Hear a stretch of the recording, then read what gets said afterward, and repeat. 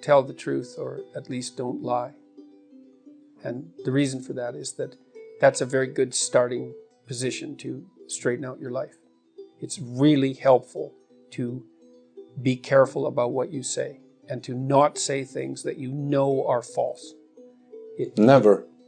Or is it like sometimes? Never would be best. Never would be best. Yes. I mean, it's not a straightforward thing to do. And that doesn't mean you get to tell the truth as a weapon. That's not the truth. That's a partial truth masquerading as truth to use as a weapon. I mean, you have to be sophisticated about it. But it's very useful to discipline yourself not to use your language in a manipulative manner. It doesn't work. It's a very, very bad medium to long-term strategy. And your life will become much simpler in a good way, much less anxiety-provoking, and much more exciting and adventurous if you just say what you think. Or even more importantly, don't say things you know to be untrue. One suggestion I have for people is that they listen to what they say and feel how it makes them feel physically. And what you'll see if you start to pay attention is that some things you say make you feel like you're standing on firm ground, and other things that you say disconnect you and produce a feeling of disunity and weakness. And you might think, well, that's worth it because I'm manipulating the world in some particular way to get what I want and it'll probably work. It's like, it's not worth it. It won't work. It will kick back and you will be punished for it. So one of the things that I've learned as a clinical psychologist, which is actually quite a terrifying thing to learn, is that it's terrifying when I think of my own life. I've never seen anyone get away with anything, ever. Okay. Everything you do that you know to be wrong will absolutely come back and haunt you, and usually in a magnified way. And so it's very useful to know that and to be terrified enough of that so that you become careful with what you say. And so that's... And how is that possible? Well, I don't know if it's possible perfectly, but you can always chase an ever-receding goal. I mean, you can certainly not lie. That's possible. Yes. I mean, the reason I used that formulation in the rule was because, well, you can't exactly tell the truth because you're ignorant. There's lots of things you don't know. You have your blind spots and your biases, even if you're trying to work against them. So telling the truth, that presupposes you know the truth. You can strive towards the truth.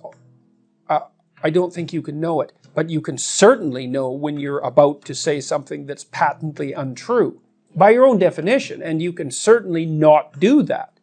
So, and that's an excellent place to start. It will, if you do that for a number of years, your life will change radically and positive. I'm going around everywhere I can suggesting to people, for example, that they adopt more responsibility and that they try to develop a vision for their life and that they try to tell the truth. And of all three of those things, the only idea really that competes with the truth as in terms of potency is the idea that you should strive to be positively predisposed towards being, towards existence, despite its fragility and suffering. So classically speaking, the two highest virtues are truth and love. And it's difficult to put one of those ahead of the other. Love means something like hoping and striving for the best for things, despite the fact that they're inadequate and damaged and perverse and often malevolent. And that's part of, say, love your enemies, is, well, what do you want for your enemies? Well, you might say you want their defeat. Maybe you want their violent, painful defeat, but it's better to want their transformation. It's better in all regards to want that and to hope for that and to act towards them in a manner that might facilitate that. So, and that's part of that courageous attitude towards existence that would manifest itself in positive regard for living things, especially for people. So, truth in the service of love, that's the right ethic. And it's hard to talk about those things, especially love, because the word has been weakened by misuse. which is why I offered the definition I offered. It's like, it's an attitude of courage to want the best for life, because life is very cruel and harsh, and it's easy to become turned against it and bitter. And there are reasons for that, but it's not helpful.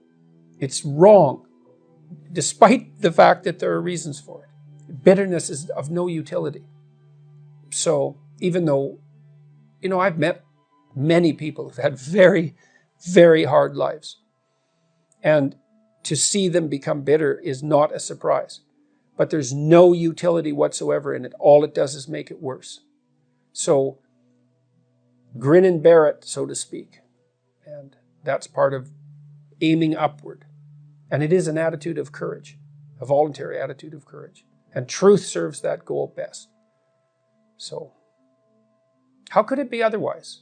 You can think about, you have an option. You can either have reality on your side or against you. If you abide by the truth, then you have reality on your side. You have reality against you. It's like you think you're going to come out ahead in that dispute? You only think that if you've developed a certain amount of arrogance, which is also another very dangerous thing. I can get away with it. It's like, no, you can't. You are so outmatched by reality that there's no contest. What makes the difference between people who can succeed and can't? Oh, there's a lot of differences. I mean, it takes a lot of rare traits, generally speaking, to push you in the direction of success. It also depends on what you mean by success. So we could do this two ways. We could go after classical success. Discipline, that's extraordinarily useful. Intelligence, that's very useful. The marriage of those two, I mean, if you have two people who are equally intelligent and one works twice as hard as the other, then the one who works twice as hard is much more likely to be successful. Creativity is another useful attribute. Reciprocity, the ability to reciprocate, that's unbelievably useful. Almost all the people I know who are successful have very broad, well-functioning social networks. So even if they don't know how to do something, they know someone who knows how to do it. And they've maintained their relationships with those people, and they've done it with integrity. So they're trusted. So they have a network of trusted people around them who are highly competent. And so there's an ethical aspect to that, because you don't gather a group of highly useful people around you to trade with unless they trust you. And so honesty is a huge part of it. And I mean, I've seen people go into companies that were failing very dramatically. Competent people go in and with nothing other than their competence and their honesty turn the companies around completely.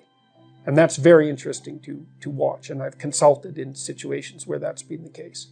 So honesty is I think the only real natural resource apart from air is honesty. It's the basis for wealth. Because if two people treat each other honestly, they can take each other at their word and then they can cooperate. Otherwise, like if I can't trust you, God only knows what you're up to. You're so complicated that we can't do something simple and straightforward and directed together, because we're going to spend all of our time trying to figure out what in the world is going on. And this is partly why so much poverty in the world is actually generated by corruption, rather than an absolute lack of material, an absolute lack of material. Corruption is a force that produces poverty like nothing else. How important is hard work? Oh, very important, especially at the uppermost pinnacles of different careers. Because as you move up a hierarchy of competence, let's say, you surround yourself by people who are more and more like you. Right? They have everything you have, right? And so maybe at the utmost pinnacle, you need a combination of 10 rare things, and you better be firing on all cylinders, on all 10 dimensions, because otherwise someone else will obtain the position. So the higher up you go in whatever you do, the more crucial it is that you do everything that you're doing right. people get taken out. You see people very frequently, entertainers, for example, very, very talented people, and disciplined even, and very social too. Social, sure, exactly, and they have a drinking problem, for example, and they're done. They're done. It takes them out often when they're 27. Those are all. But trustworthiness is a huge part of it. To be able to take someone at their word.